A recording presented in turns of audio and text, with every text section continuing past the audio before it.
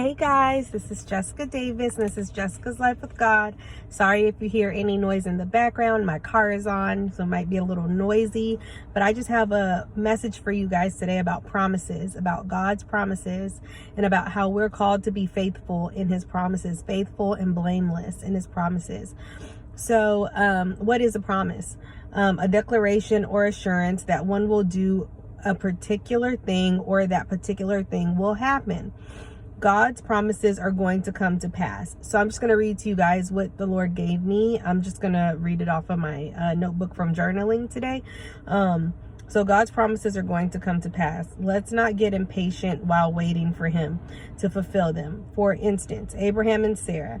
In the Bible, Abraham and Sarah did not wait for God to fulfill their promise. Sarah was so desperate to see the promise be fulfilled that she had made her husband marry her maidservant and get her pregnant.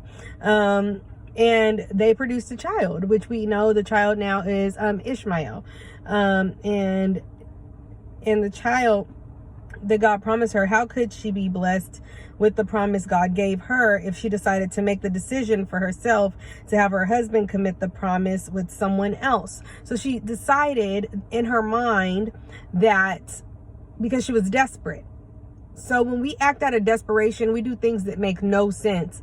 Because if you think about that, that actually makes no sense. Like, why would you have your husband marry another woman, sleep with her, get her pregnant, and think that that child is now your child and that God is going to birth the nations out of that? God didn't say that, right? God was very specific about his promise to Abraham and Sarah. Just like with you, God's giving you promises and he's been very specific about the promise. He didn't say with you. He said with you. He didn't say with you and this person and that person and that person, I'm going to make this happen. Like with Abraham and Sarah, he says, I'm going to make many nations come from your seed. Not, I'm going to make many nations come from whoever you impregnate, Abraham. It's not what he said. So it's very important that when God gives us a promise that we hold tight to that word, like write it down so you can remember what the Lord told you, what he promised you, what he said to you. So you don't step out of his will because you're desperate, okay? Abraham was blessed because God told him that he was going to birth many nations out of him. But, however, he was still blessed because God made that promise, so God doesn't break his promises. But the promise might have been delayed. It still happened, but it was delayed, and there was a lot of heartbreak that happened because Haggai and Sarah didn't get along. Haggai was mean to Sarah. Sarah was mean to Haggai. And then God told Hagar to go back and to be submissive to her mistress, which was Sarah. And that God also told her that she would be blessed. And Hagar thanked God for seeing her and for seeing her pain and still blessing her.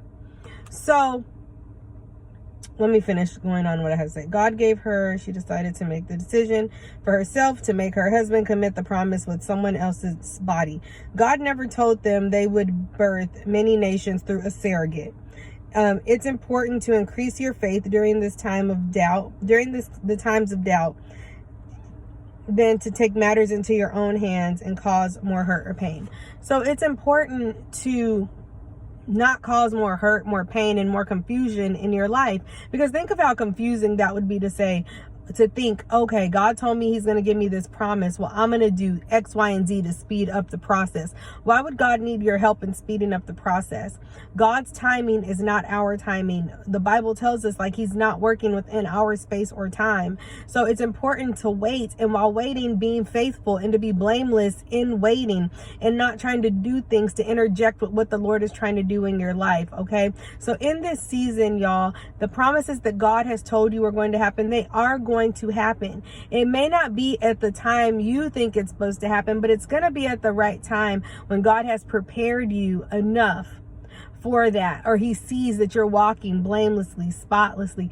Of course, God still blesses us even when we're walking in disobedience. However, the blessing isn't the same. The blessing isn't the full aspect of what it could be because God can't trust us. We want God to trust us. We want God to know that we believe that he is faithful and what he's telling us is true, and that we're going to sit and we're going to wait and we're going to be patient and we're going to continue to do the things he told us to do while waiting in the process of the promise. So maybe Sarah and Abraham wouldn't have had to wait so long. She didn't get pregnant until she was in her 90s. Abraham didn't have his son Isaac until he was 100. Okay, maybe the promise would have happened sooner. So there's nothing we can do to speed up the process of what God is going to do in our life, but being obedient and being faithful and being spotless and being blameless is very important to God. So in this season of waiting, be faithful to the Lord and faithful to what he told you to do. Don't get off track. Don't start doing things out of desperation, out of wanting and out of longing. Do things that are righteous. Do things that are holy. Do things that are pure in this time. Okay, that's the word I have for you guys. If you have time, read about Abraham and Sarah in the Bible. It's really important that we read up on these things. I love you all. God bless you. Thank you for liking, sharing, and subscribing to the channel, and I'll see y'all soon. Bye.